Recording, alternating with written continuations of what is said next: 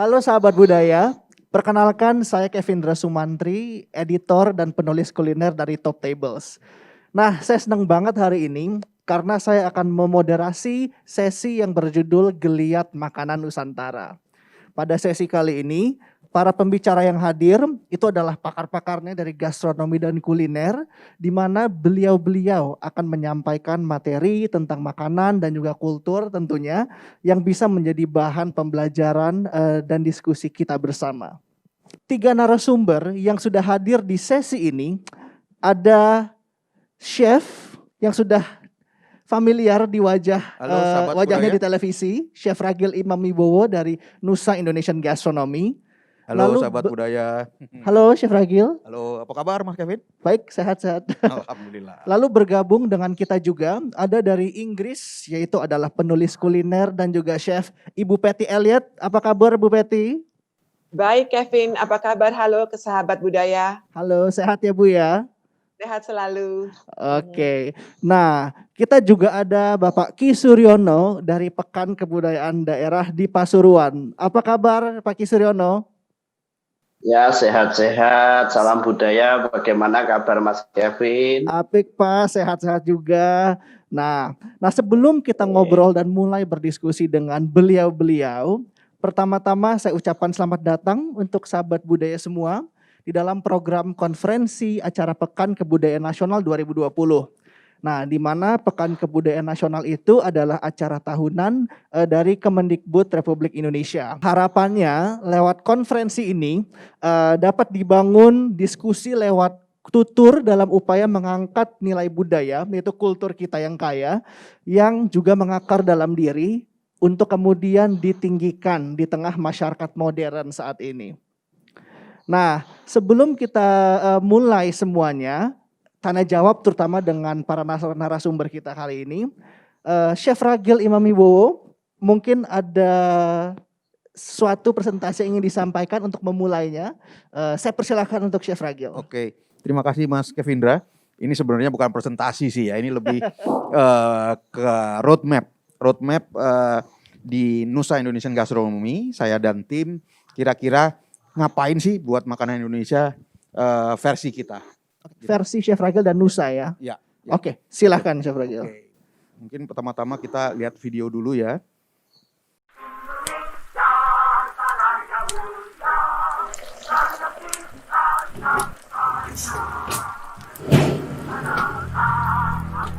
Sadar nggak kalau lagu kebangsaan Indonesia Raya itu sebenarnya ada 3 bagian.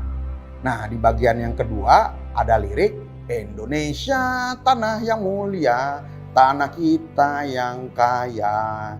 Bagian ini harusnya jadi pengingat buat kita semua, negeri kita itu kaya banget loh. Jadi jangan sampai lalai buat bangga.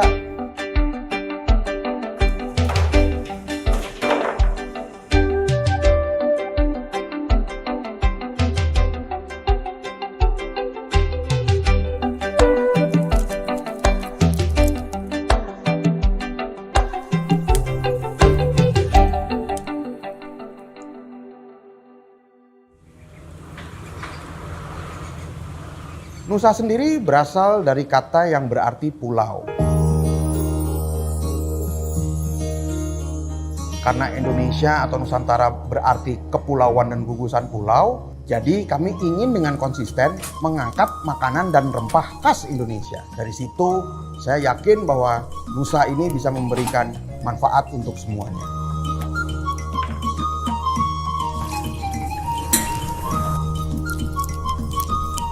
Ide menggodok Nusa Indonesian Gastronomy dan menyajikan menu-menu di dalamnya saya dapat ketika semakin sering melakukan perjalanan ke daerah-daerah di Indonesia, terutama daerah-daerah yang terpencil. Di sana saya menemukan banyak sekali bahan-bahan yang luar biasa dan juga cara mengolah makanan yang sangat otentik. Saya berpikir kenapa tidak ada satu tempat di Indonesia yang coba menyajikan dan menceritakan kekayaan kuliner Nusantara kita. Sejak saat itulah saya memutuskan untuk mendirikan Nusa, menyajikan sajian khas Nusantara, sekaligus menceritakan semua tentang kisah yang terkandung di dalam sebuah makanan tersebut. Sejalan dengan cita-cita itu, saya pun insya Allah konsisten menggunakan bahan-bahan yang terbaik, yang lahir dan tumbuh dari tanah negeri tercinta ini. Nyaris tidak ada satupun rempah yang kami gunakan dari luar negeri. Daging, protein, sayur-sayuran, kami terima langsung dari petani-petani lokal. Setiap hari saya selalu memastikan kualitas bahan yang kami gunakan bukan asal-asalan. Dengan begitu, kisah kaya dan suburnya tanah Indonesia dapat lebih mudah tersampaikan kepada tamu-tamu yang datang ke Nusa.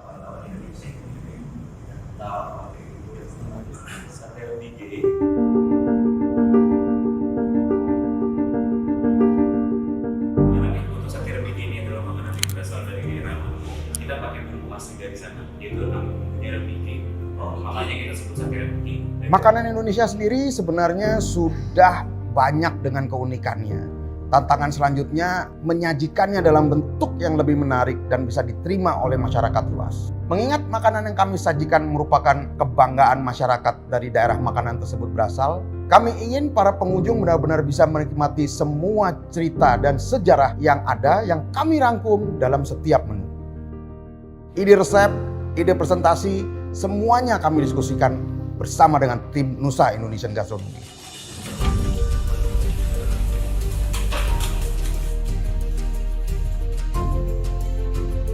Selalu ada kesulitan saat menjalankan bisnis di dunia makanan. Pandangan sebelah mata terhadap kuliner-kuliner lokal atau sekedar komentar yang kurang menyenangkan.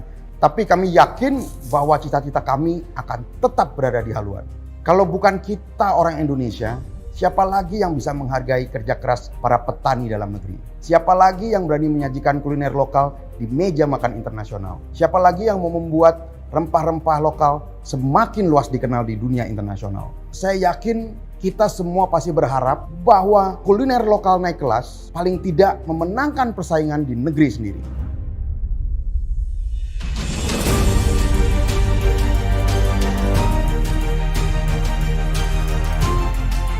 Kami ingin masyarakat Indonesia bangga. Kuliner mereka kini bukan sajian di atas piring semata. Ketika mereka pergi ke luar negeri, tanpa malu mereka mengenalkan kuliner kita dengan lantang dan bangga. Atau paling tidak, mereka tetap sadar Indonesia, negeri kita itu kaya.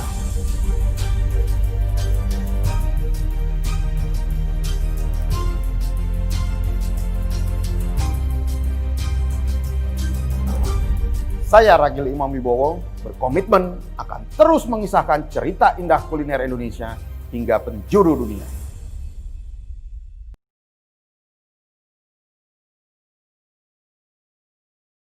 Wah, Chef Ragil. Video tadi jujur bikin saya punya banyak pertanyaan. Banyak sekali pertanyaan melihat video yang ditampilkan oleh Chef Ragil. Tapi sebelum Chef Ragil menjawab dan kita diskusi lebih lanjut soal pertanyaan yang pengen saya sampaikan gitu ya. Dari pesan-pesan tadi, video tadi. Kita akan lanjut dulu Chef. Ke narasumber kita berikutnya. Mungkin saya terusin dulu presentasinya. Oh, ada ya? Ada, masih sebentar lagi. Sorry, Sekitar silakan. 5-6 menit lagi. Boleh, monggo Jadi, silakan. Tadi itu bikin videonya bareng sama collab sama TV Endes TV. Ya, jadi emang luar biasa banget mereka juga membawanya. Jadi alhamdulillah jadinya bagus sekali. That's Oke. nice. Ya, jadi ini sebenarnya kita punya 10 poin yang kita pegang untuk menjalankan Nusa Indonesian Gastronomy atau lebih khususnya makanan Indonesia sih. Jadi satu itu ada lokavor. Lokavor itu adalah kita menggunakan bahan-bahan yang lokal, tapi kita tidak menggunakan standar internasional yang hanya 15 miles dari tempat restoran itu berdiri.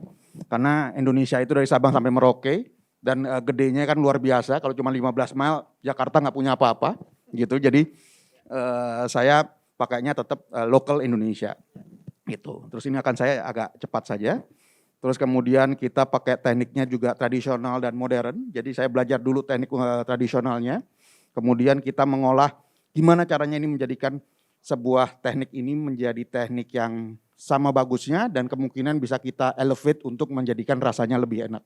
Gitu. Jadi semua teknik masak di dunia biasanya kita pakai untuk memperkaya teknik masakan Indonesia. Gitu. Nih, saya juga sampai belajar ke sana, belajar masak pakai bambu. Kita juga mengadaptasi dapur-dapur tradisional di sana, kita bawa, kita buat di Nusa supaya rasanya tetap otentik. Gitu. Ya, ini juga ovennya juga khusus dibuat supaya bisa dipakai untuk masakan-masakan Indonesia. Terus ini juga tim saya dan itu juga beberapa peralatan modern. Kita juga pakai peralatan-peralatan yang dimiliki oleh modern kitchen ya. Gitu Ya. Jadi supaya sebenarnya pada akhirnya adalah efeknya harus menjadi sebuah makanan yang lebih baik gitu dan lebih enak gitu. Oke, ini contoh-contoh presentasi makanan di Nusa. Saya cepat aja. Ya. Dan kemudian kita juga research, kita mencari buku-buku lama untuk kita jadikan source resep-resep apa aja yang kira-kira masih bisa kita dapatkan, dan kita memang biasanya maksimum baru sampai 100 tahun yang kita kejar. Karena kalau lebih dari itu kita harus udah pindah ke negara lain untuk mencari source-nya. Gitu. Karena data-datanya banyak ada di Belanda sebenarnya. Gitu. Ya. Jadi ini juga sedikit aja, ini ada video lagi, mudah-mudahan waktunya masih ada ya, belum 20 menit. Monggo silakan, Ya. silakan Chef Ya, Ragi. jadi ini yang biasanya kita lakukan kalau kita lagi research, kita nyari pembuatan bahan-bahan yang sangat tradisional. Ini asam kandis. Jadi kita cari dari freshnya sampai jadinya itu seperti apa. Gitu. Jadi untuk membuat sebuah asam kandis itu kita perlu sampai kurang lebih 10 hari. Dan ini adalah biji galundi. Ini adalah dari Solok, dari Sumatera Barat, di mana mereka membuat gulai itu, gulainya warnanya hitam. Gitu. Karena itu juga bagus buat perut. Nah, ini kita juga masih di daerah Solok, daerah Minangkabau. Kita belajar bikin tambusu dari ibu-ibu yang ada di sana. Gimana cara bikinnya, gimana tekniknya supaya benar. Dan kita juga menemukan satu ingredients yang mungkin orang Padang aja banyak yang nggak tahu. Ini adalah tulang sapi yang dipahat, yang dijadikan untuk sambal. Ya, tulang sapi. Tadi yang berikutnya itu adalah umbut. Nah, kalau ini ulet dari Papua. Nah, ini mereka dan Chef Cato, saya juga banyak ngobrol sama mereka. Itu lagi ngituin sagu tadi. Nah, ini cara masak orang Papua. Kita juga belajar untuk kita bawa ke Nusa. Ini mereka bilangnya adalah pizza sagu. Karena sagunya ditaruh di sana terus dipres sampai ke batu-batu panas itu, kemudian dikasih udang juga dikasih ulet. Wah, rasanya enak banget. Dan kaya protein. Itu. Ini garamnya orang Papua yang dibuat di bambu. Dan ini adalah beberapa ingredients yang bisa saya bawa dari daerah-daerah. Jadi ada pado dari Sumatera Barat, kemudian ada kluwak dari Toraja, kemudian ada green pepper dari Muntok, cabai dari Toraja juga.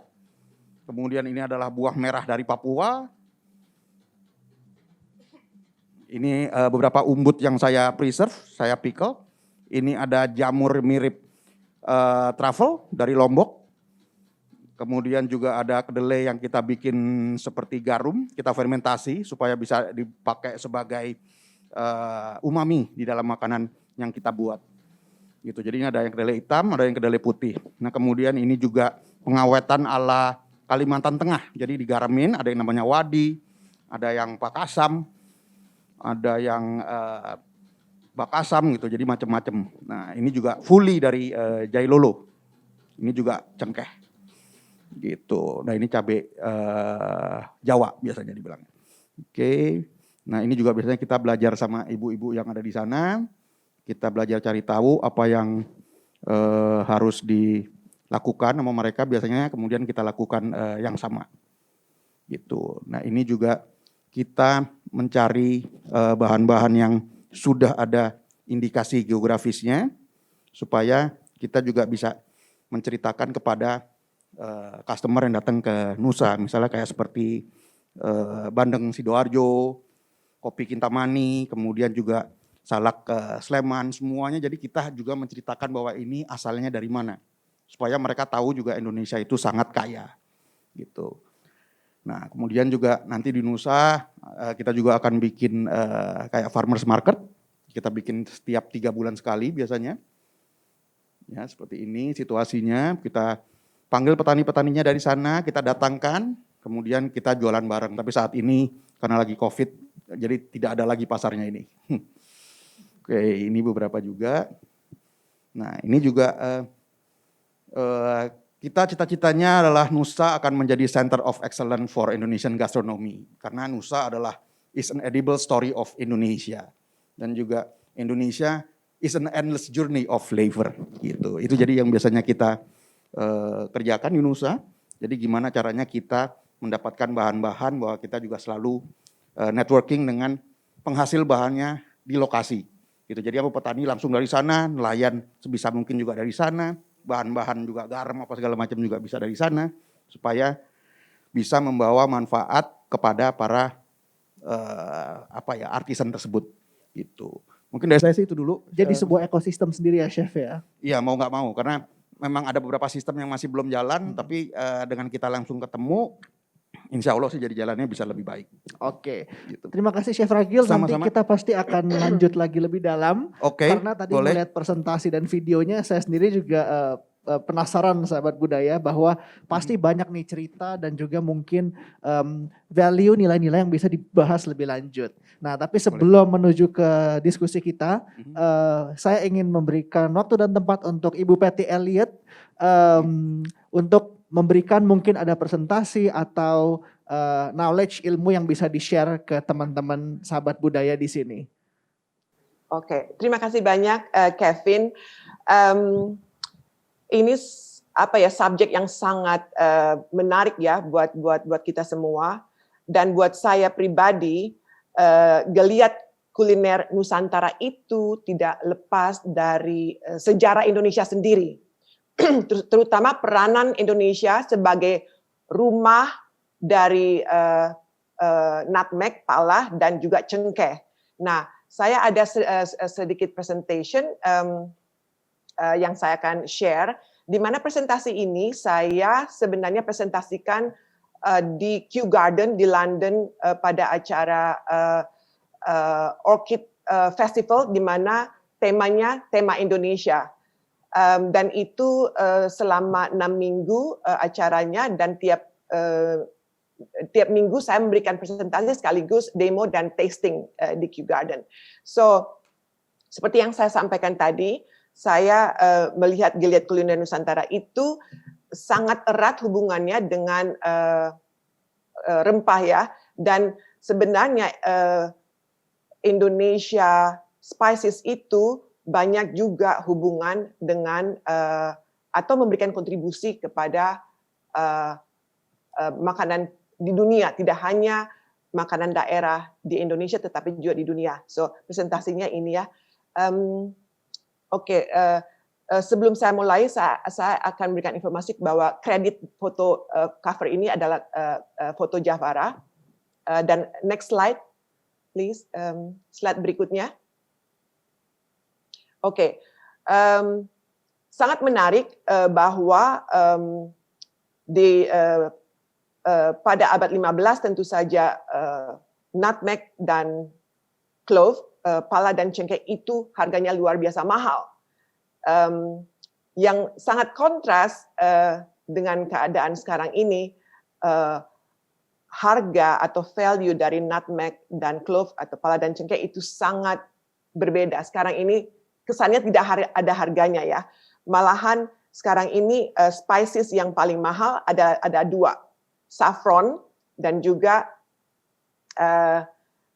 spices yang berhubungan dengan sejenis anggrek ini. Ada yang mulai menebak kali ya. Tapi oke, next slide. Spices yang saya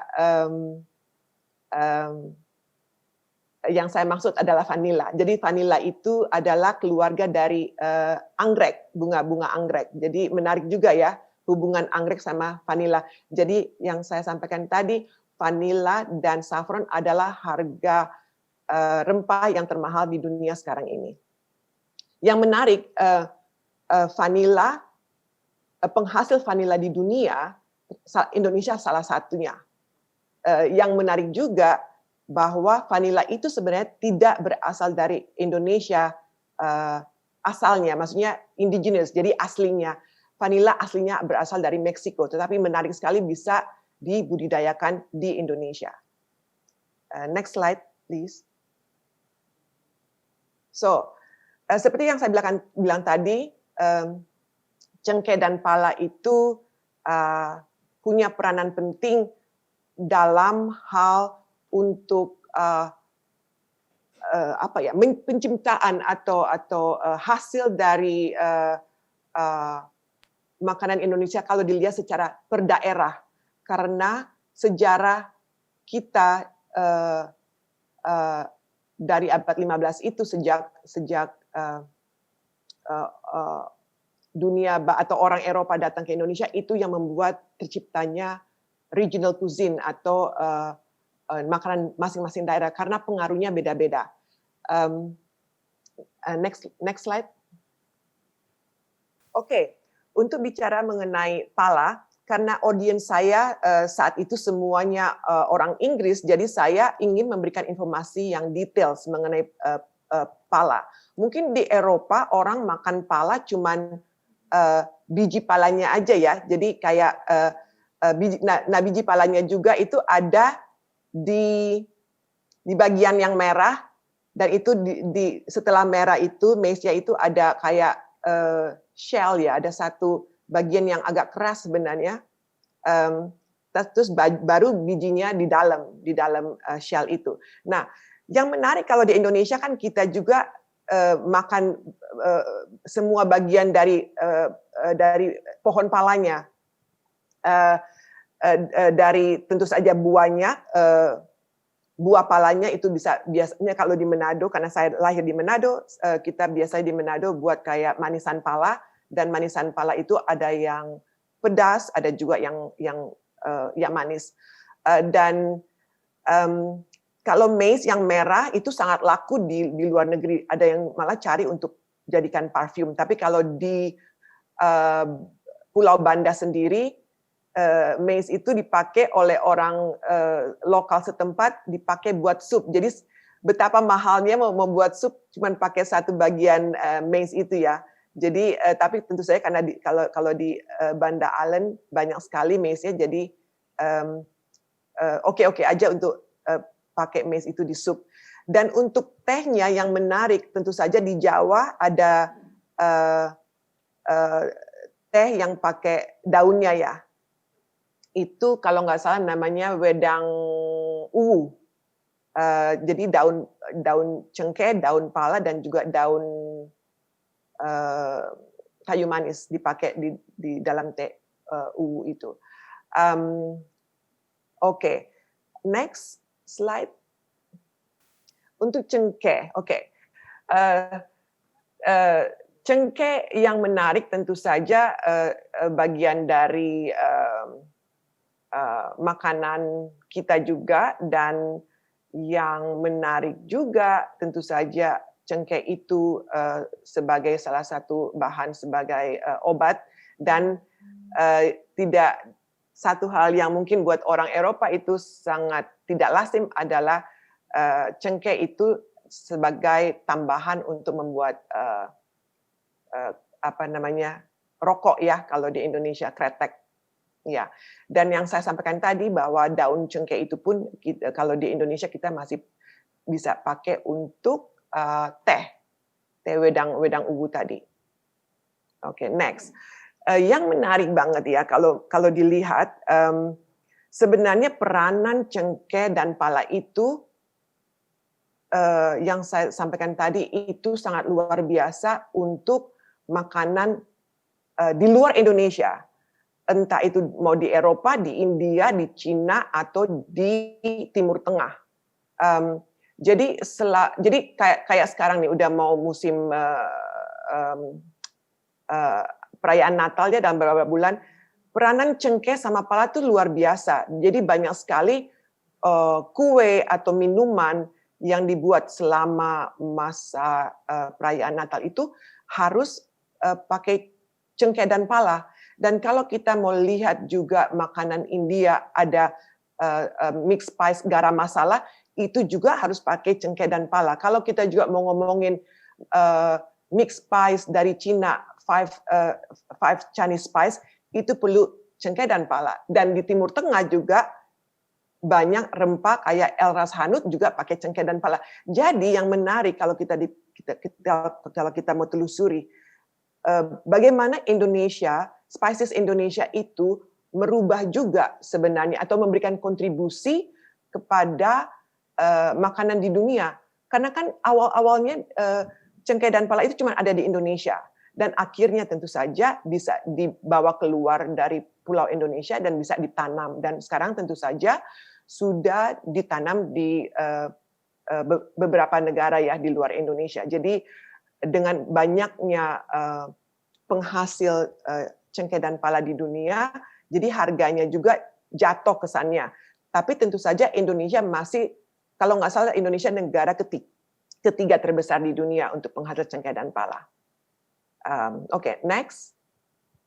Ya, mungkin ini rangkuman yang tadi kali ya, karena saya berpikir bahwa kita memberikan cengkeh dan pala ke dunia, dan tentunya cinnamon, tentu saja, dan juga cinnamon itu adalah kayu manis, dan sebenarnya kayu manis itu bukan asli Indonesia, aslinya itu adalah dari Sri Lanka, tetapi selalu cengkeh, pala, dan kayu manis selalu kesannya bersama-sama. Nah, dalam map ini ya kita lihat bahwa dunia juga jadi dunia datang ke Indonesia dalam proses mencari rempah itu, dan dunia juga membawa budaya makanannya ke Indonesia. Kita lihat di next slide-nya ya. Oke, kan menarik sekali ya bahwa kita semua tahu bahwa kuliner Nusantara itu banyak terdapat influence atau pengaruh dari berbagai budaya makanan dari dunia. Dari makanan Cina tentu saja sangat-sangat besar di Indonesia, makanan India, makanan Arab, makanan Portugis, Spanyol, dan Belanda, dan semua itu ada di Indonesia karena tiap pulau juga itu mempunyai sejarah sendiri. Seperti contoh kayak saya, kayak makanan kecil saya lahir di Manado, dan saya tahu di Manado itu pengaruh makanan Belanda dan Spanyol itu sangat kuat. Kita punya klaper tart, kita punya bernebon, kita punya brot goreng, kita punya poffertjes. Jadi even nama-nama makanan aja masih Belanda banget, padahal itu adalah makanan sehari-harinya di Manado.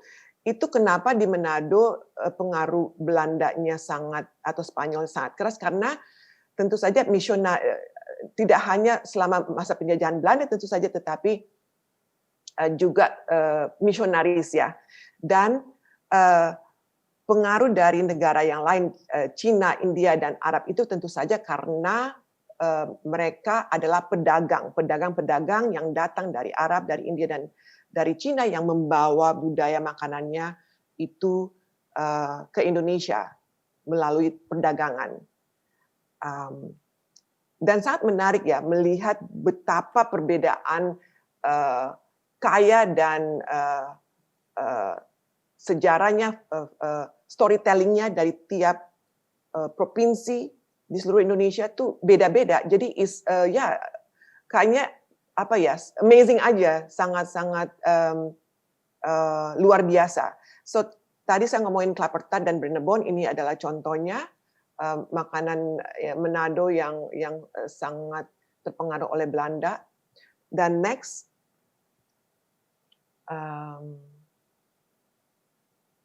slide. Oke, tentu saja kita semua tahu bahwa mungkin the biggest influence atau pengaruh yang terbesar yang kita dapat dari salah satu world cuisine itu dari Cina. Dan yang menarik juga, tiap provinsi juga pengaruhnya lain-lain ya. Maksudnya kita ngomongin mie aja, mie atau bakmi. Di Manado kita bisa dapat mie yang lain, rasa lain. Di Jakarta bisa lain, atau di Jawa aja banyak sekali perbedaan mie-nya. Atau dari Bangka, dari Kalimantan, dari Sumatera. Jadi kayaknya tidak ada habis ceritanya kalau kita mau ngomongin makanan Indonesia itu dipengaruhi oleh makanan Cina. Karena tiap daerah juga punya khas-khas tersendiri. Oke. Next slide. Oke. Dan kita bisa melihat pengaruh makanan Arab dan India itu ada mungkin terbesar mungkin di Sumatera kali ya, terutama makanan Padang. Karena banyak kari, banyak rempah-rempah yang digunakan. Yang buat saya juga yang sangat luar biasa itu makanan Aceh. Makanan Aceh bisa satu kari bisa mungkin punya 15 spices yang mereka pakai. Jadi itu juga mencerminkan bagaimana bagaimana pedagang saat itu ya, maksudnya kalau di Aceh kan tentu saja pedagang dari Arab dan budaya Muslim udah masuk di Aceh juga sudah berabad-abad yang lalu, dan tentu saja di tiap provinsi di Sumatera juga. Oke. Next slide. Oke. So ini cuman tentu saja di Indonesia kita tetap pakai pala dan cengkeh untuk berbagai macam makanan. Ini cuma salah satu contoh aja, kayak soto Makassar aja harus pakai cengkeh dan pala juga ya. Kalau di Manado kita ada juga namanya babi kecap, di Bali juga ada, itu juga pakai cengkeh dan pala. Dan beef stew itu seperti kayak beef semur ya. Semur juga cengkeh dan pala sangat punya peranan penting. Next slide. Oke, tadi saya ngomongin teh wedang uwu, dan ini saya kreasikan kayak afternoon tea di Inggris dengan ada scones-nya juga pakai pineapple jam. Dan juga ada sandwich, dan ini ada buahnya cuman sekedar ini aja, cuman pada dasarnya teh wedang uwu ini sangat disukai banyak orang di sini, walaupun untuk beli susah.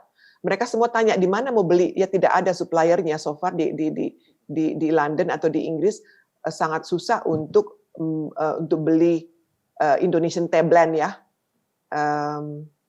Mungkin ini opportunity buat kita. Oke.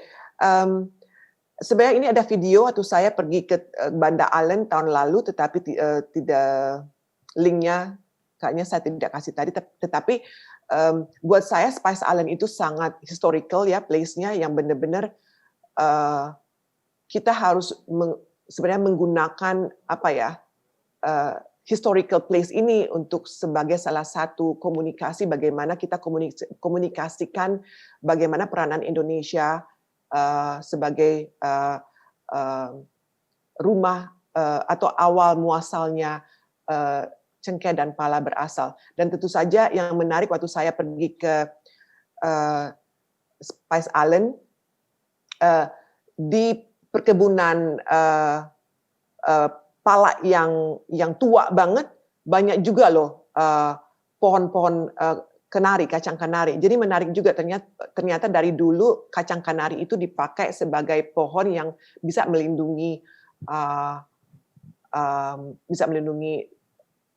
pohon pala tadi. So ini tentu saja ingredients yang kita bisa lihat sangat Manadonis banget sebenarnya, rempah-rempahnya kurangnya kalau kita lihat juga di bagian timur, sebenarnya di bagian Indonesia bagian timur pemakaian rempah-rempah tidak sekuat di Sumatera, di Pulau Sumatera. Jadi ini ingredient sebenarnya lebih cenderung untuk makanan Manado sebenarnya. Oke, next slide. Yang menarik tentu saja kita sudah saya sudah berbicara mengenai pala, cengkeh, tetapi saya pengen diskusikan juga peranan long pepper. Tadi kayaknya Chef Ragil juga menunjukkan long pepper yang udah kering ya. Itu sebenarnya yang menarik ya.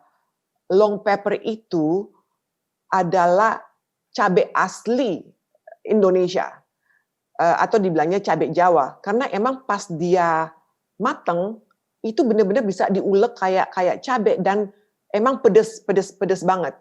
Tapi yang menarik tentu saja sekarang ini kita lebih mengenal ya chili pepper atau enggak cabai, dan variasinya juga banyak, kita bisa temukan di Jawa beda, atau di Manado beda, atau di Toraja juga beda, dan juga di Flores atau Sumba juga beda. Jadi tingkat kepedesan juga beda-beda ya cabai di seluruh Indonesia. Tapi yang menarik buat saya tentu saja peranan cabai itu sangat luar biasa pentingnya sekarang ini, karena cabai itu adalah the key ingredients untuk sambal. Dan tentu saja tanpa sambal kita susah ya untuk bilang makanan Indonesia tanpa sambal. Jadi sambal itu kalau bisa mungkin diteliti atau dibuat research lebih jauh, mungkin kita punya mungkin 100 sambal dari seluruh Indonesia ya. Dan saya juga saya buat sambal-sambal ini di Inggris yang possible, bisa buat berbagai macam sambal di Inggris. Dan tentu saja kita mengenal sambal itu sebagai kondimen kita ya, salah satu kondimen favorit di Indonesia. Next slide, please. Oke, ini cuman kreasi saya untuk membuat sambal, memadukan sambal itu dalam mungkin makanan Indonesia yang lebih modern, yang bisa dibuat di mana aja, di dapur mana aja di dunia. Tentu saja kayak ini saya juga buat ikan dari Inggris, sea bass, dan rica-rica dari Manado. Tapi itu mungkin juga ciri khas saya juga ya, membuat makanan Indonesia lebih modern yang tujuannya supaya lebih mudah dibuat oleh seluruh orang di seluruh dunia sebenarnya. Tetapi tentu saja storytelling-nya tetap masih kental gitu. Dan tentu saja kita semua tahu sate, dan sate juga ya banyak juga sate atau sate sos juga harus pakai sambal ya. Oke, next slide. Ini juga cuman contoh juga sebagai untuk menunjukkan bahwa makanan Indonesia juga dari tradisional, tetapi juga kita bisa mengkreasikan secara modern, dan ini tentu yang menarik, saya waktu itu sajikan sayur lodeh untuk tasting untuk tamu waktu yang datang di acara Kew Garden. Yeah, I think my presentation udah selesai sekarang ya, kayaknya this is the last slide. Semoga bermanfaat dan kita bisa lebih ngobrol lagi sama Kevin nanti. Terima kasih semuanya. Terima kasih Bu Peti, thank you so much. Saya tuh pengen nanya panjang juga nanti sama Bu Peti, terutama tentang bagaimana sebetulnya rempah Indonesia itu sudah mengglobal dari ratusan tahun lalu gitu ya. Ya. Dan juga bagaimana memperkenalkan cita rasa, memperkenalkan kembali sebetulnya cita Ya, rasa betul. dari Saya setuju banget, kembali. Benar. memperkenalkan kembali, bukan memperkenalkan ya, memperkenalkan kembali kultur rasa Nusantara secara global. Nah, tapi sebelum kita ngebahas itu, saya pengen juga dari PKD Pasuruan, Bapak Ki Suryo, ada yang mau disampaikan Pak? Sebelumnya sehat? Ya, tadi para pakar kita sudah menjelaskan betapa kayanya bahan baku makanan, mungkin rempah yang paling tidak bisa ditiru oleh mungkin dari bangsa lain adalah rempah. Maka saya mencoba mengkaji atau membaca Geliat Makanan Nusantara ini dari tema yang dikeluarkan oleh kementerian sendiri adalah tutur, kultur, luhur. Akan tetapi ada satu hal dalam makanan Nusantara, yaitu adalah simbol. Karena apa? Dari sebuah makanan, Indonesia ini pernah memunculkan simbol-simbol. Entah itu simbol sebagai pemersatu, simbol sebagai corak karakteristik setiap daerah, atau yang lebih kita sering dengar di Jawa adalah simbol ritual. Ini oke, slide-nya kita lanjut. Mungkin definisi nggak saya jelaskan. Oke, sejarah. Makanan tradisional yang terutama ada di Indonesia ini memiliki cara dari pengolahan yang memang sangat khas Nusantara, yang mungkin juga di belahan dunia lain sulit. Itu dari segi makanan tradisional, sehingga makanan tradisional mewakili karakter setiap daerah. Setiap daerah punya karakter makanan yang menunjukkan karakter manusianya. Terus dari rempah-rempahnya, oke, kita lanjut lagi tentang makanan itu sendiri. Contoh saya ngambil bahwa ada satu yang kadang kita nggak pelajari, mungkin bukan tidak kita pelajari, tapi ada sesuatu yang unik. Makanan kita sebagai sumber inspirasi kepahlawanan bangsa. Ini yang mungkin juga banyak belum diketahui. Contoh adalah peristiwa dari pahlawan nasional kita, yaitu adalah Pangeran Sambernyawa atau yang kita kenal dengan Raden Mas Said sebagai pendiri Puramangkunegaran pertama. Beliau diberi gelar Pangeran Sambernyawa karena dalam peperangan melawan Kompeni tidak pernah terkalahkan sekalipun. Ada satu cerita unik di daerah Rembang, Jawa Tengah, ketika itu sekitar tahun 1756, yang kita kenal dengan peperangannya si pahlawan kita ini dalam Sito Kepyak. Sito Kepyak itu suatu daerah di Rembang di mana Pangeran Sambernyawa sudah dikepung oleh Kompeni dan dia mengalami, aku harus bagaimana ini untuk menyelesaikan masalah ini. Tapi ternyata ketika beliau merakyat bersama dengan rakyat, ada namanya jenang katul atau jenang bekatul itu. Nah, ketika dia makan jenang bekatul, beliau menjawab, ternyata panas. Ada seorang wanita yang separuh sudah agak sepuh mengatakan, nak mas, kalau engkau makan jenang bekatul, jangan dimakan dari tengah, tapi coba kamu makan dari pinggir, sehingga ketika sudah sampai di tengah, maka bubur atau jenang ini sudah dingin. Itulah menginspirasi seorang pahlawan kita yang bernama Pangeran Sambernyawa sehingga berhasil mengalahkan komandan detasemen Kompeni Belanda yaitu Kapten van der Poel. Itu kejadiannya sekitar 1756. Nah, yang sangat saya ingin kaji lagi bahwa ternyata makanan kita atau corak makanan kita itu memiliki simbol-simbol, bukan hanya sekedar kultur. Bukan sekedar kultur, akan tetapi tutur, kultur, dan luhur. Karena sebagai bangsa yang memiliki peradaban, bangsa Nusantara ini, pengetahuannya zaman dulu tidak ditulis dalam berupa buku. Tapi leluhur kita mengajarkan, memberikan pengetahuan kepada anak cucu melalui simbol-simbol. Ini yang kadang kita tidak paham bahwa ternyata makanan kita ini memiliki simbol ya. Seperti contoh di Jawa ada namanya tumpeng atau ambeng. Ini adalah perwujudan daripada Bhinneka Tunggal Ika, di mana banyak makanan yang disajikan, akan tetapi ada satu buah nasi di tengah yang mengerucut, menyatukan berbagai macam pemikiran, berbagai macam cita-cita bersatu. Lah, makanya saya sangat mengapresiasi apa yang dilakukan kementerian dengan mengatakan tutur, kultur, luhur. Tapi semua itu kita ikat dalam satu yang namanya simbol. Bahwa ciri corak makanan memiliki simbol seperti yang disampaikan Ibu Peti tadi. Wedang uwuh.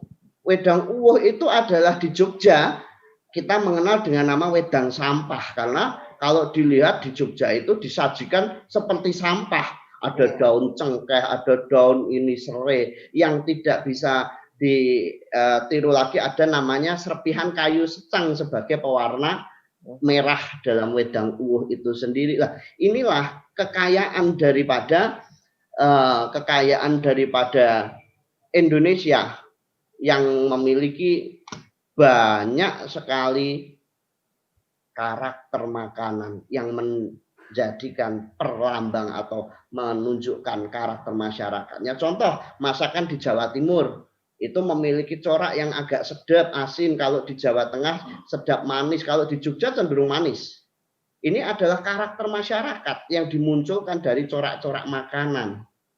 Nah, kita lihat lagi bahwa dalam prasasti Pangumulan tahun 824 Saka atau 902 Masehi dan prasasti Rukam tahun 829 Saka atau 907 Masehi, di prasasti sudah pernah dituliskan tentang pengolahan ikan asin. Coba bayangkan 1100 tahun yang lalu bangsa kita sudah bisa membuat yang namanya ikan asin dengan nama grih. Bahasa Sanskerta greh, sehingga masyarakat di Jawa terutama menyebut ikan asin dengan nama greh. Nah, dendeng itu di dalam bahasa Sanskerta di prasasti ditulis dengan nama denden. Denden itu adalah daging yang dikeringkan. Berarti sejarah masakan kita ternyata sudah sejak zaman 1000 tahun yang lalu sudah mengenal yang namanya pengeringan menggunakan ikan asin, menggunakan garam, dendeng dan seterusnya. Artinya apa? Bahwa bangsa kita menyatukan perbedaan-perbedaan yang banyak ini dalam yang namanya simbol-simbol. Sehingga tutur, kultur, dan luhur adalah corak. Karena apa? Bangsa kita memang sangat minim menulis.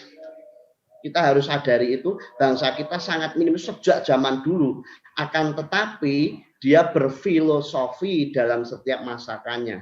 Yang tidak sama dengan masakan di bangsa lain mungkin adalah dalam menciptakan suatu karya masakan, leluhur kita menggunakan filosofi, bukan sekedar masak. Akan tetapi ada nilai-nilai filosofi yang ditampilkan. Seperti contoh ketupat atau tipat. Tipat itu dari kata titiang lepat. Kalau di Jawa menjadi kupat. Aku lepat, aku yang bersalah. Sehingga kupat dikatakan dimakan setiap waktu momen-momen tertentu, mungkin di lebaran atau momen di mana saling bermaaf-maafan. Kupat melambangkan aku yang lepat, aku yang salah, sehingga diberi jangan santen. Santen artinya apa? Pangapunten. Kalau di Bandung mungkin punten. Nah, itu artinya apa? Mohon maaf. Karena aku punya salah, aku mohon maaf. Kupat dan santen. Nah, kupat dan santen ini adalah satu media orang tua-tua dulu untuk memberikan pengajaran kepada anaknya. Tidak menggunakan bahasa yang kamu harus minta maaf ketika kamu salah, tapi disentuh dengan masakan. Oke, kamu makan dulu, ini ada ketupat, ini ada sayur santan. Setelah makan diceritain, ketupat itu sebetulnya adalah ketika kita hidup kita harus ngaku lepat karena kita punya satu kesalahan sehingga harus dikasih santan, kita harus nyuwun pangapunten, harus mohon maaf. Ini adalah bahasa leluhur kita, tutur. Tutur yang berkembang di masyarakat yang memiliki nilai luhur. Dari mana keluhurannya? Dari simbol-simbol dan cara bagaimana memberikan pengetahuan kepada anak cucunya. Nah, ini yang luar biasa. Bahkan leluhur kita, bangsa kita memberikan pengetahuan dari masakan. Dan itu jarang mungkin di luar, adapun tidak seperti di kita di Nusantara. Tidak bisa lepas lagi bahwa makanan sebagai fungsi ritual. Contoh seperti di Sumatera, di Jawa, di Bali, ada makanan-makanan tertentu yang harus ada dalam setiap prosesi adat. Mungkin di Bali kita mengenal lawar pada acara Galungan Kuningan, mungkin harus menyiapkan lawar darah, lawar itu. Nah, ini corak. Di Jawa mungkin harus ada tumpeng, ada jenang. Ada jenang. Jenang ini suatu pengolahan makanan yang tidak pernah bisa ditiru oleh bangsa manapun. Jenang dodol ini punya kesulitan tersendiri. Nah, inilah yang kita harus kita tumbuh kembangkan kembali, bahwa generasi muda jangan sampai lupa bahwa makanan khas Nusantara bukan hanya sekedar enak, bukan sekedar bergizi, bukan sekedar sehat, tapi makanan Nusantara syarat makna. Yang penting di situ adalah dengan makanan kita bisa berfilosofi, dengan makanan kita bisa memberikan pengetahuan. Mungkin itu dari saya yang nanti bisa kita kembangkan lagi bersama Mas Kevin, saya Pragil maupun Bu Peti. Saya kembalikan ke Mas Kevin, mengalir. Terima kasih. Oke, terima kasih banyak Ki Suryo. Terima kasih banyak buat pemaparannya. Saya suka banget tadi dibilang penutupnya adalah masakan Nusantara itu syarat dengan makna. Karena memang itu yang akhirnya membuat kaya dan berbeda masakan Nusantara dari ujung ke ujung dari negara lain gitu ya. Nah, karena itu saya tadi dengerin presentasinya Chef Ragil, Bu Peti dan juga Ki Suryo. Saya udah punya banyak pertanyaan. Tapi mungkin saya akan lanjut dulu ke Chef Ragil, pertanyaan pertama Chef. Okay. Saya udah sampai catat ini. Saya sebenarnya penasaran gitu. Tadi benang merah dari semuanya saya lihat itu adalah soal kekayaan rempah dan storytelling sebetulnya ya. Ada Iya, dua gitu. betul. Kekayaan bahan baku dan juga storytelling atau cerita yang dikandung di baliknya, entah itu filosofi dan maknanya. Nah, kita ngomongin rempah dulu. Chef Ragil, di video tadi Chef Ragil ngasih lihat bahwa banyak sekali bahan baku yang saya sendiri itu nggak sadar itu bisa dipakai dan ada. Nah, di kuliner Indonesia yang memang sudah sangat kaya, sejauh apa sih potensi bahan baku lokal yang sebetulnya masih bisa digali lagi? Oke. Sebenarnya kalau dari potensi bahan-bahan lokalnya sih luar biasa banget ya.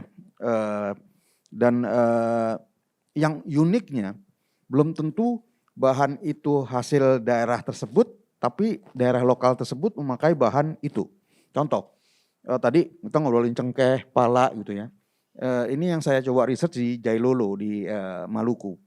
Bahwa orang-orang daerah situ tidak tahu menggunakan cengkeh gimana, pala gimana. Mereka hanya begitu. ngambil, kemudian dijual.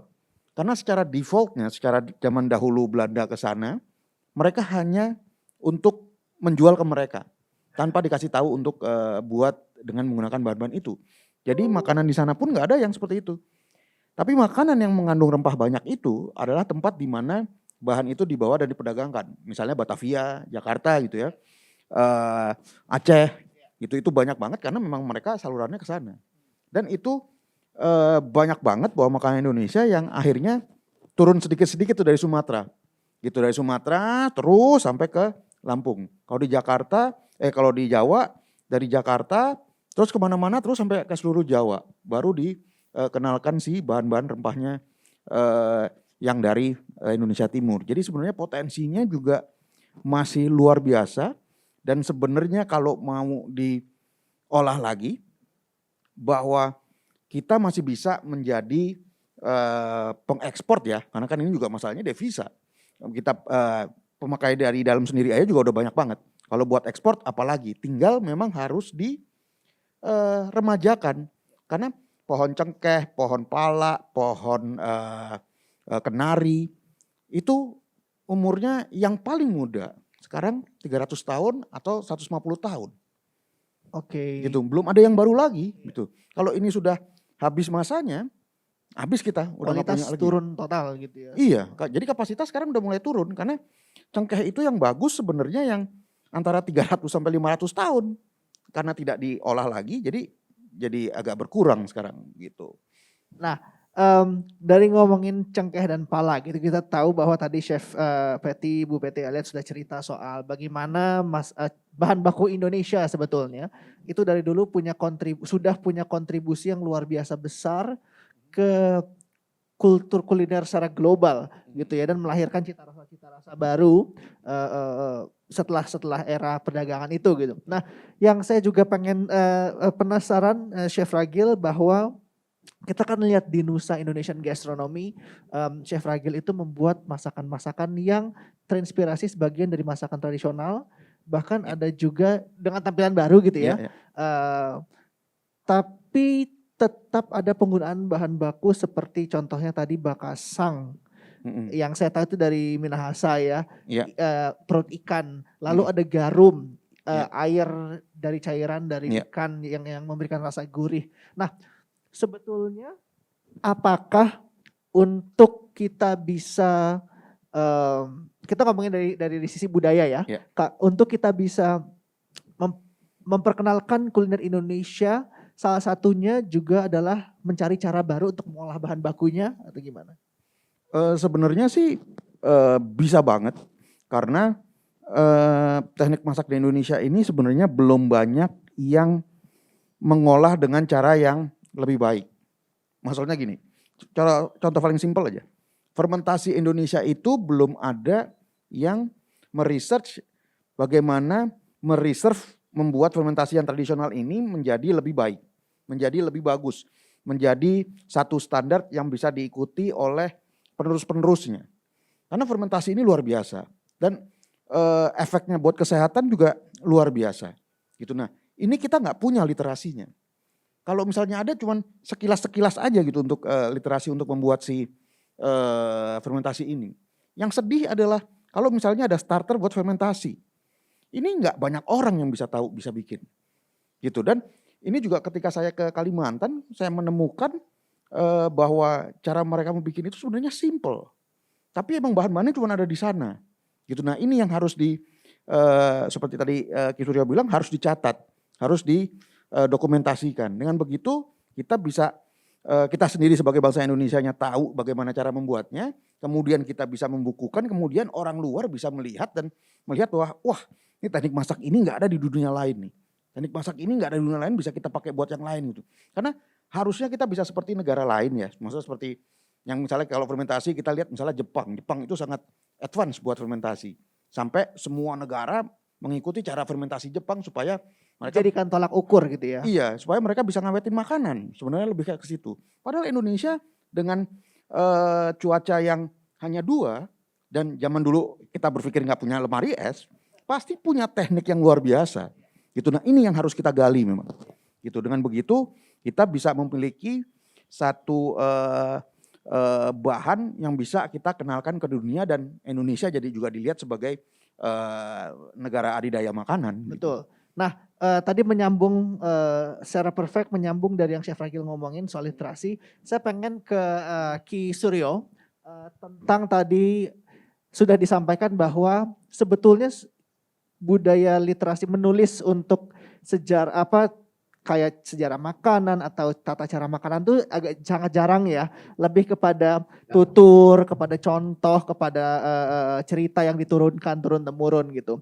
Nah, kira-kira Ki Suryo, kalau misalnya ada sosok-sosok nih seperti Chef Ragil atau Bu Peti yang ingin riset atau cari tahu tentang lebih dalam tentang seperti yang tadi Ki Suryo ceritakan gitu. Itu sebenarnya sumbernya bisa kemana sih? Sebetulnya begini, oke, terima kasih. Kita bisa ada satu corak pengetahuan yang agak berbeda di Indonesia ini dengan bangsa yang lainnya adalah pengetahuan kita ini menggabungkan 2 hal yaitu antara spiritual dan intelektual.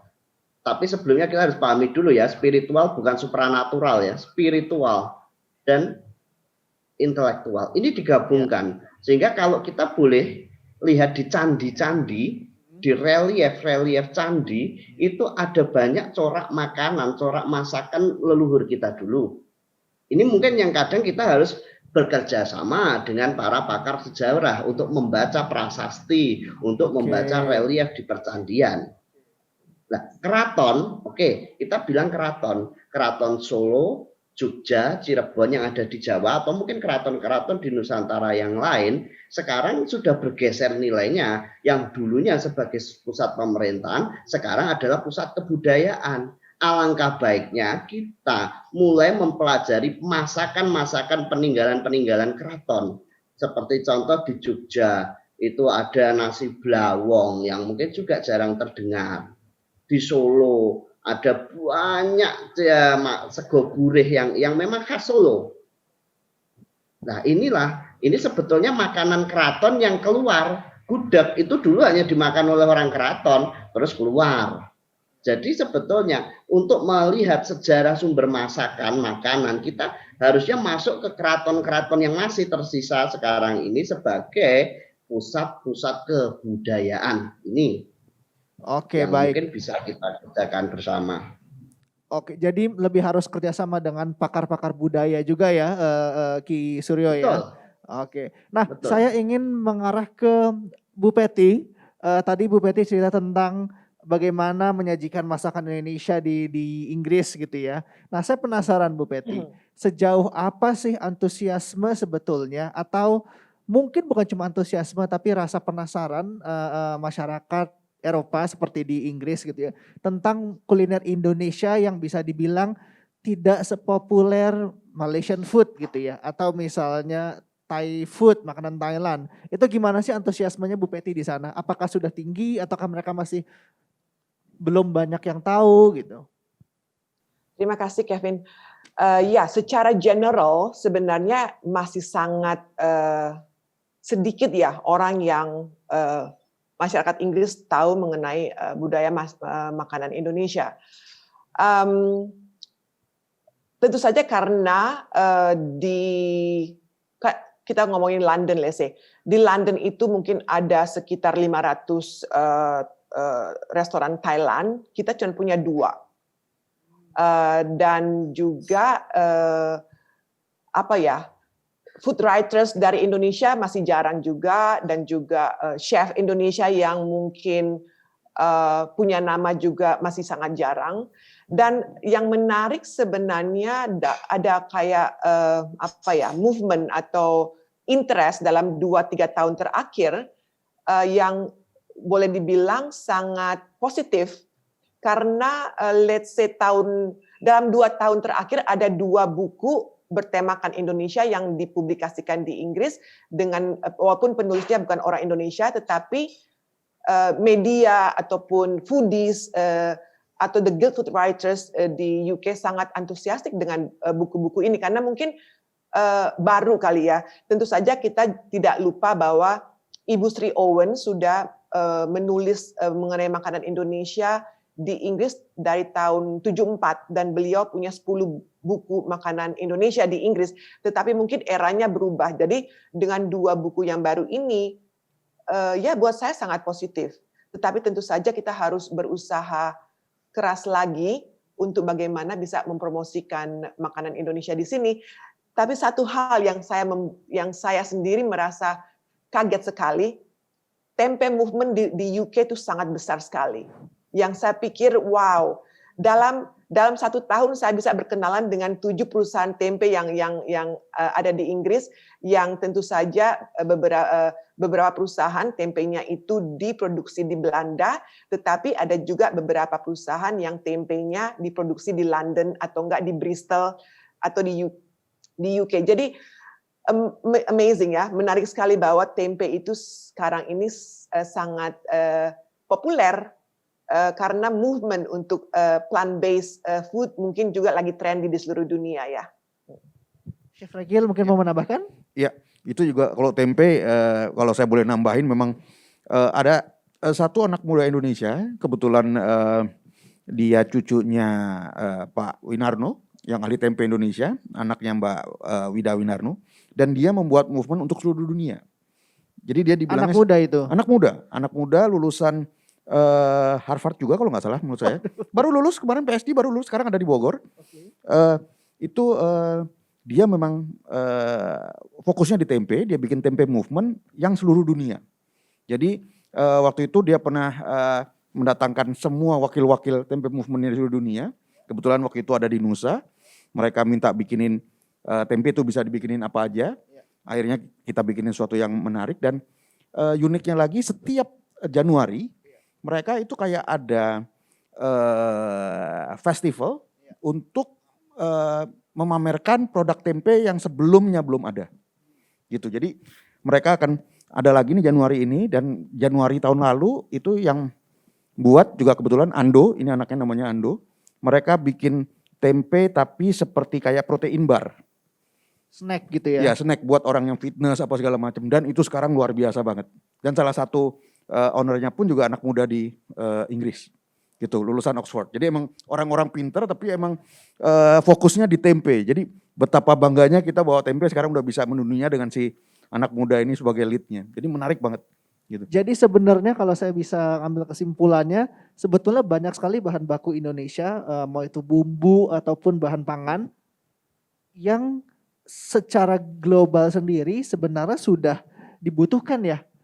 Sudah sangat dibutuhkan gitu. Ya benar, karena memang bahan-bahan Indonesia yang natural ini semuanya rata-rata memang berhubungan dengan kesehatan. Gitu, maksudnya kayak palak kita tahu itu kan sebagai obat buat orang kalau lagi pusing, cengkeh juga buat kalau orang lagi sakit gigi zaman dulu gitu. Jadi sebenarnya memang rempah-rempah ini bahan yang banyak digunakan di dalam pengobatan yang secara natural. Gitu, karena tempe pun juga sangat baik kalau misalnya kita lagi let's say diare lah. Gitu. Kita makan tempe akan jauh lebih cepat sembuhnya. Enzimnya ya. Iya, enzimnya memang sangat membantu karena probiotiknya. Iya, probiotik. Nah, ini dia yang saya pengen gali juga lebih jauh nih. Kita kan ngomongin pala dari daerah Maluku, kita ngomongin belum lagi teknik-teknik fermentasi dari Jawa dan lain sebagainya. Nah, kalau dari Pekan Kebudayaan daerah sendiri, Ki Suryo, sejauh ini Ki Suryo ada nggak kisah-kisah yang ditemukan misalnya dari daerah Pasuruan misalnya, keunikan-keunikan bahan baku atau pangan di sana atau daerah-daerah lain yang mungkin sebenarnya menarik untuk diketahui dan bisa jadi nilai jual istilahnya ya untuk budaya kita, bahwa hey, Indonesia nggak cuma soal sambal aja, walaupun sambal juga bisa banyak dieksplor, tapi ada cerita-cerita lain di baliknya. Adakah kisah-kisah dari pekan kebudayaan daerah sendiri, Ki Suryo? Oke, sebelumnya saya ingin coba menggali lagi. Sebetulnya jalur perdagangan internasional, jalur perdagangan dulu, kira-kira 600, tahun 600-an, banyak prasasti menuliskan bahwa yang menjadi tujuan utama bangsa asing masuk ke Nusantara adalah rempah. Itu yang perlu dicatat. Bahwa kemarin saya sempat mendengarkan beberapa diskusi dari seorang Profesor Dr. Susanto Sudi. Beliau menyatakan dalam jalur perdagangan rempah yang sampai sekarang tidak bisa diungkap, pasti ada misteri yang tidak akan pernah bisa diungkap. Terutama tentang rempah. Rempah menjadi komoditas ekonomi dunia ketika zaman Sriwijaya, zaman Mojopahit. Ini menjadi sebetulnya adalah seperti yang dikatakan Chef Ragil, sebetulnya kita bisa menggali makanan sebagai adi ekonomi dunia, terutama Indonesia, dari kekayaan rempahnya, kekayaan olahan makanan. Oke, kalau di Pasuruan sendiri, kita akan bercerita masalah jamu kebon agung atau jamu belik. Nah, kalau di Jogja itu ada yang namanya wedang uwuh, maka di Pasuruan ada yang namanya jamu belik. Jadi komposisi wedang yang juga menggunakan pala, juga menggunakan sari gula tebu. Jadi kalau di Jawa kita mengenal ada gula aren, ada gula Jawa, tapi ada lagi gula tebu. Bentuknya seperti gula Jawa tapi cenderung dominan warnanya hitam. Nah, ini penggabungan antara pala, terus ada lagi kayu manis, ada lagi menggunakan gula tebu yang didiamkan, nanti dia berfermentasi jadinya seperti minuman bersoda. Kalau dalam jangka waktu tertentu, ini yang khas di Pasuruan. Sebetulnya kalau kita bicara masalah makanan tradisional, setiap pekan kebudayaan kalau kita mau jujur di mana daerah, ada rasa kangen. Ada rasa kangen dari setiap masyarakat untuk mengenang masakan-masakan waktu masa lampau. Dan jangan salah, ketika ada suatu resto atau suatu bisnis makanan, kalau dia memang konsisten menggunakan tekniknya lama, teknik tradisional, suasananya dibuat suasana seperti pedesaan, ini memiliki nilai jual lebih, sangat memiliki nilai jual lebih. Dan itu yang kita harus jual. Karena apa? Kita lihat, sebetulnya kita kurang melibatkan makanan di dalam seni sinematografi. Artinya apa? Seharusnya makanan kita ini masuk dalam dunia perfilman. Seperti Korea mengenalkan masakannya melalui drama-drama Korea. Kenapa Indonesia nggak mau masukkan masakannya dalam drama-drama Indonesia?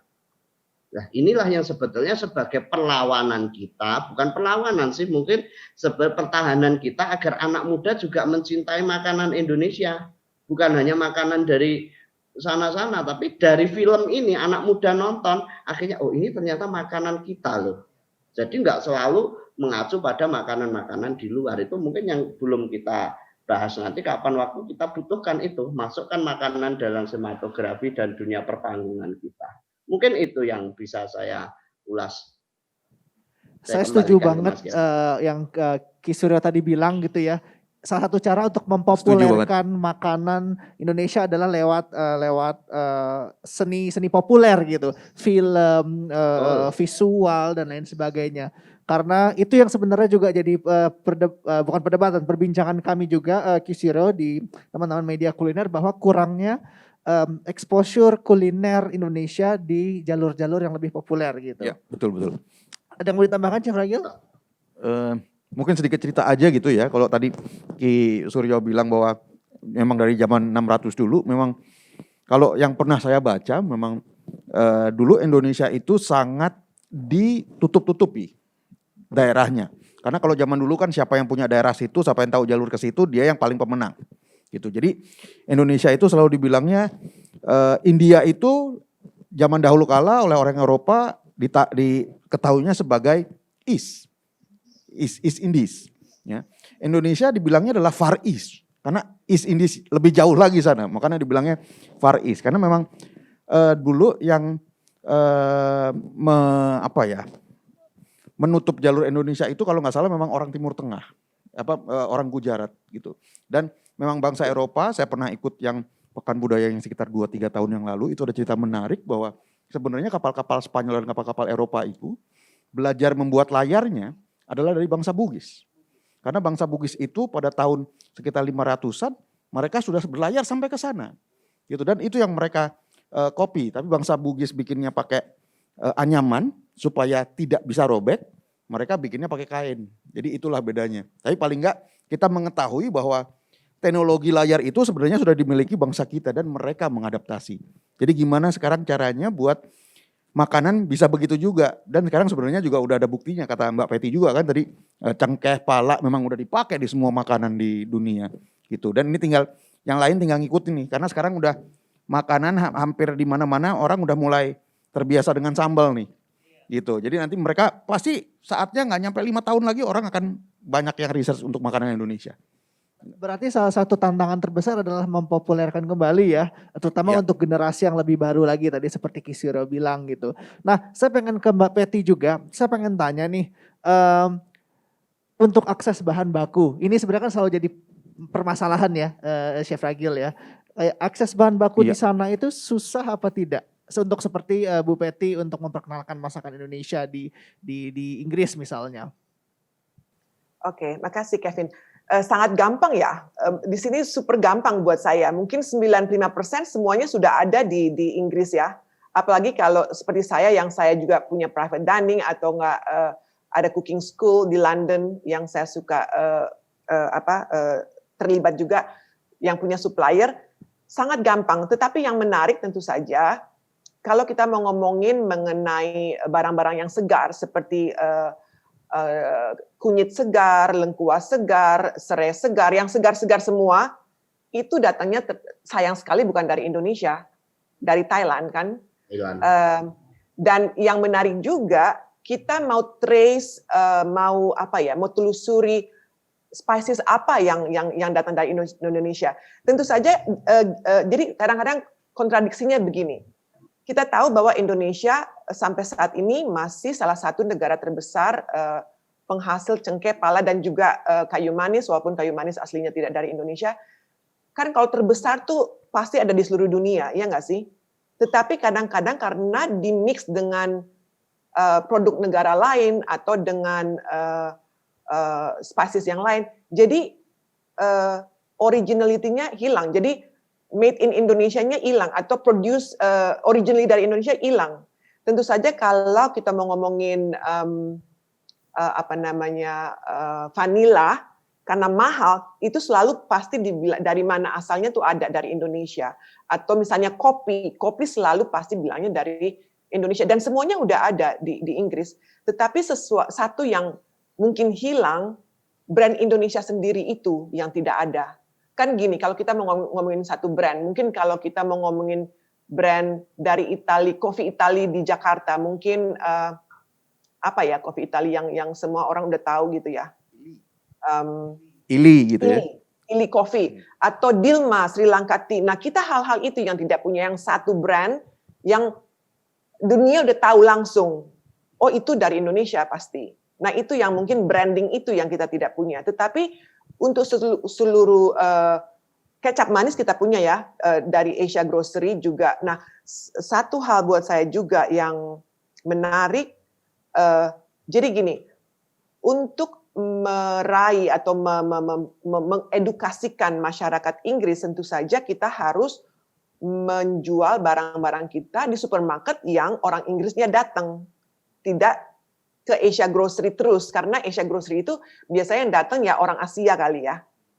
Jadinya terobosan ini yang mungkin kita harus lihat. Target market kita tuh siapa sih? Kita mau diplomasi kuliner Indonesia itu target marketnya siapa? Tentu saja orang Indonesia yang tinggal di Inggris, mereka pasti bisa dapat apa aja karena di dalam diaspora sendiri pasti ada tokonya atau pasti ada trading kecil atau bagaimana. Tetapi itu tidak untuk publik masyarakat yang luas gitu loh. Oke, terima kasih Bu Betty. Saya nambahin lagi kali sedikit. Boleh. Nah, itu padahal ya, tahu teh orange pekoe? Nah, Queen Elizabeth itu minumnya hanya mau teh orange pekoe setiap jam 4 atau jam 3 sore.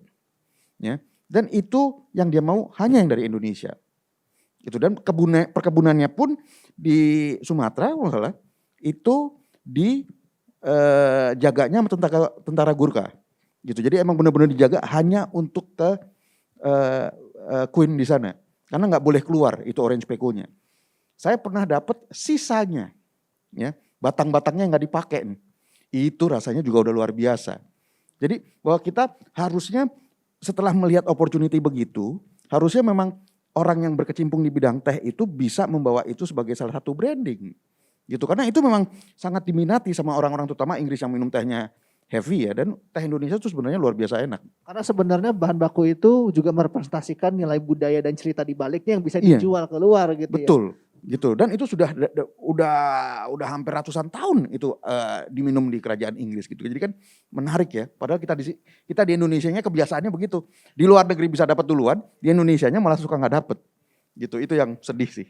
Nah sebenarnya ada satu lagi nih, mungkin pertanyaan yang bisa dijawab oleh masing-masing narasumber di sini. Itu pertanyaan yang menurut saya mungkin pertanyaan bisa dibilang klise tapi sangat penting dan paling penting mungkin. Yaitu bagaimana memperkenalkan budaya dan kultur makanan tradisional ke teman-teman anak-anak muda. Contoh, saya beruntung bisa dibilang dibesarkan di keluarga Jawa Tengah yang cukup kuat dengan kultur budayanya gitu ya.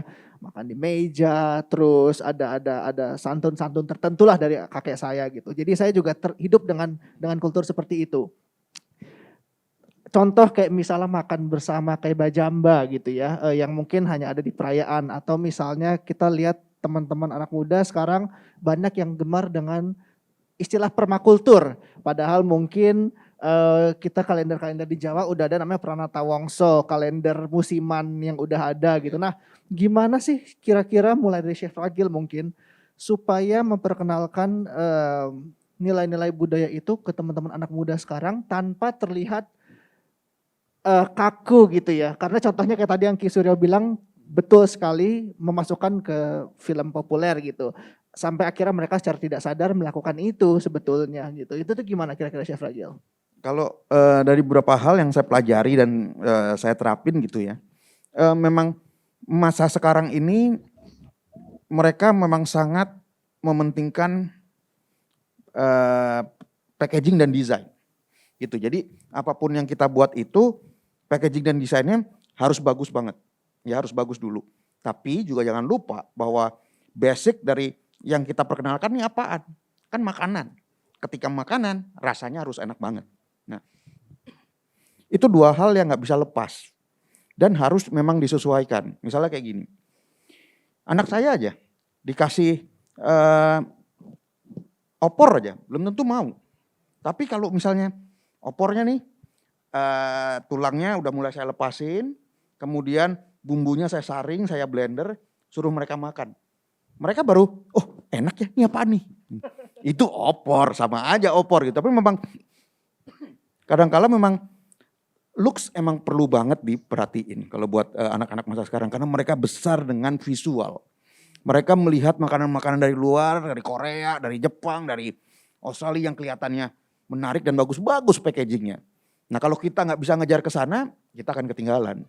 Dan satu yang pasti, bahwa dari kecil mereka harus dikenalin makanan Indonesia. Gitu. Itu yang nggak pernah failed sih. Karena waktu kecil mereka belum punya banyak referensi. Ketika udah gede dipaksa makanan Indonesia, itu pun akan bermasalah. Jadi lebih baik dari kecil udah dikenalkan. Tapi kalau mereka memang tertariknya dengan makanan, ada di satu masa yang mereka pasti nyari balik lagi ke core-nya mereka apa. Gitu, karena itu pengalaman saya. Karena saya dulu juga mungkin awal-awal berkecimpung di bidang makanan saya nggak terlalu mikirin Indonesia. Begitu udah jalan, kok makanan Western begini-begini aja menurut saya ya. Kok nggak ada perkembangan. Siapa yang ngembangin makanan Indonesia nih? Karena saya mau nyari makanan Indonesia nggak ada yang bisa ngajarin. Gitu. Akhirnya bisa turun lagi sendiri ke sana. Selama apa yang mereka mauin aja dulu, itu yang dikejar, pada akhirnya nanti kita bisa sentil. Kamu udah lihat belum yang stylenya Indonesia? Yang kayak gitu baru. Gitu. Baik. Nah kalau dari Ki Suryo sendiri, kira-kira ada nggak cara yang ampuh gitu untuk teman-teman generasi muda yang sekarang kan makanan kekinian gitu ya, nggak masalah juga karena ini kan globalisasi gitu ya, di mana semua antar makanan orang saling mengenal satu budaya dengan yang lainnya. Tapi adakah cara yang menurut Ki Suryo bisa ampuh gitu untuk teman-teman anak-anak muda di kota dan di daerah supaya bisa lebih ya setidaknya 80% dari konsumsi mereka adalah konsumsi makanan lokal gitu ya. Sisanya makanan internasional nggak masalah gitu. Tapi gimana caranya tuh? Oke, saya sendiri di Kota Pasuruan, saya di Pasuruan ini mempunyai satu komunitas yang namanya Sambung Rasa, di mana kita mulai mengkaji bukan hanya sekedar ini apa sih, tapi kita sampai pada makna terdasar, yaitu adalah filosofinya apa. Ini harus kita pelajari betul. Sehingga kita dalam melakukan segala sesuatu itu berdasarkan pada kesadaran akan benar itu sendiri. Dan ini harus kita lakukan dari hal yang terkecil, apa diri kita sendiri. Harus kita mulai dari kita sendiri, terus kita kembangkan ke lingkungan keluarga, baru ke lingkungan masyarakat. Cuman saya punya satu trik yang agak mungkin aneh, tapi saya melihat ketika ada anak muda tidak bekerja, saya kumpulkan, saya berikan modal, ini kamu buat nih, saya kembangkan bakmi Jawa. Ketika di situ banyak bakmi di sekitar situ, saya harus memikirkan bagaimana kita sebagai pendatang baru bisa diterima. Kembali kepada yang dikatakan Chef Ragil, harus diberikan kemasan yang menarik, akan tetapi jangan meninggalkan yang namanya kualitas rasa. Karena makanan intinya adalah rasa. Ketika rasanya enak, pasti orang terima. Ketika rasanya enak, dia akan bayar berapapun harga yang dikeluarkan. Enggak masalah, karena dalam bahasa Jawa ada onorgo, noroso, norgo, norupo. Kalau ada harga itu pasti ada kualitas rasa juga. Tapi kalau sudah bilang masalah perasaan, logika akan mati. Ketika sudah bilang rasa, maka logika akan mati. Meskipun jauh warung itu akan dikejar. Meskipun tersembunyi di kampung, di daerah, di pelosok, pasti orang akan jauh-jauh untuk mengantri untuk makan di situ. Makanya sebetulnya apa? Kita mulai mencari karakter makanan masakan kita ini, kita tanamkan pada diri kita dan keluarga kita. Perkara ini nanti bisa menyebar ke masyarakat, itu urusan nanti. Seperti apa yang dikatakan pendiri bangsa kita Soekarno, Presiden Soekarno pernah mengatakan satu hal, jangan pernah kau tanya bangsa ini memberi apa kepadamu, tapi tanyalah seberapa banyak yang sudah kau berikan untuk bangsamu. Selesai permasalahannya di situ. Karena pemerintah sudah mewadai, tinggal masyarakat mau nggak berkembang secara pribadi. Sehingga kalau kita di dalam keluarga sudah menanamkan, saya yakin akan berkembang secara luas. Tapi kalau kita sendiri aja malu, kita secara pribadi malu, ya repot sudah itu. Kurang lebihnya mungkin seperti itu, tapi saya yakin suatu saat seperti yang dikatakan Chef Ragil, Chef Patty, satu hal, ada kenangan yang akan bangkit, akan kekangenan masakan Nusantara. Itu pasti terjadi. Wah, terima kasih Ki Suryo. Nah, kalau untuk Bu Patty sendiri, gimana Bu Patty? Kalau buat saya sendiri, balik ke hal yang dasar sekali ya. Buat saya adalah edukasi dan gaya hidup. Nah, dalam gaya hidup yang saya maksud ini sebenarnya, apa yang kita mau? Sebenarnya dalam masa pandemik ini, kalau terus terang, kalau di Inggris tuh banyak sekali masyarakat malah yang mau semuanya kita balik ke nature, balik ke lokal. Nah, buat saya di Indonesia is like we have everything. Karena kita nggak punya musim gugur, musim dingin. Di sini kita cuma punya waktu untuk menanam cuma 5 bulan, nggak sampai 6, 5 bulan. Nah, buat saya sangat penting kita harus mengedukasikan anak-anak dan anak-anak muda di Indonesia betapa variety, nggak cuma dari beras tapi jagung, dari sorghum, dari sago dan sayur-sayuran yang gampang ditanam, buah-buah tropikal yang di negara Eropa harus import karena tidak bisa ditanam di sini. Spicesnya banyak. Jadi sebenarnya we can create local dishes yang jadi kekinian. Kan kayak Chef Ragil, makanan Chef Ragil itu kekinian banget, very trendy, very colorful, very tasty. Kontemporer ya. Kontemporer, tapi cita rasa dan filosofinya sangat Indonesia. Nah, itu yang kita sebenarnya secara luas harus memperkenalkan itu. Dan satu hal yang saya pikir juga yang sangat akan membantu, bagaimana kita juga mengedukasikan chef-chef muda di Indonesia dan semua yang berhubungan sama dunia, nggak cuma dunia kuliner tapi hospitality yang juga berhubungan dengan pertanian, perdagangan, agrikultur ya. Semuanya. Dan sebenarnya ini kalau buat saya, I wish I still live di Indonesia ya, karena saya pikir banyak hal yang kita bisa pelajari lagi atau enggak kita saling brainstorming lebih banyak, karena in the end of the day Indonesia adalah negara tropis, negara yang subur, yang gampang nanamnya. Tetapi kita juga harus ingat bahwa negaranya sangat pulaunya banyak gitu ya. Transport itu penting juga. Bagaimana membawa hasil dari pulau lain ke tempat lain itu dengan jangka waktu yang tidak terlalu lama, dengan logistik yang bagus, yang menghasilkan bahan yang prima, yang sangat segar dan sehat. Karena pada dasarnya kan kalau kita semua makanan sehat, makanan enak, nggak cuma badan yang sehat, tetapi juga secara spiritual, secara jiwa juga kita merasa sehat kan. Kalau kita juga memberikan asupan yang bagus buat badan kita gitu loh. Siap, terima kasih banyak Bu Peti, terima kasih juga Chef Ragil dan Pak Ki Suryo. Kalau boleh saya rangkum ya, ini menarik sekali bahwa intinya supaya makan Indonesia yang memang di dunia memang lagi dikenal, supaya makin menggeliat lagi, itu adalah diperkenalkan ke generasi muda itu dengan cita rasanya. Urusan suka enak atau enggak urusan nanti dikenalin dulu, dan juga dibuat erat kaitannya dengan memori ya, dan juga tentunya supaya makanan Indonesia itu semakin dikenal dan juga semakin berakar lagi, sinergi antara pelaku-pelaku kuliner dan juga mungkin antropolog, budayawan untuk menggali cerita itu semakin dieratkan lagi ya, karena ternyata sangat kaya hubungan antara makanan dan juga cerita dan makna di baliknya. Oke, kalau kayak begitu terima kasih banyak Chef Ragil, Sama-sama, terima kasih banyak Bu Peti, dan terima kasih banyak Ki Suryo. Terima kasih juga kepada sahabat budaya yang sudah menyaksikan.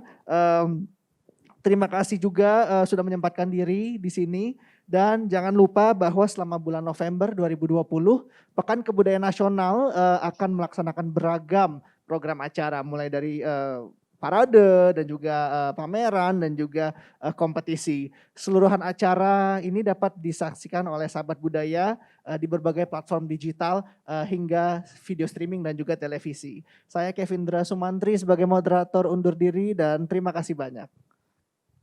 Terima kasih. Terima kasih.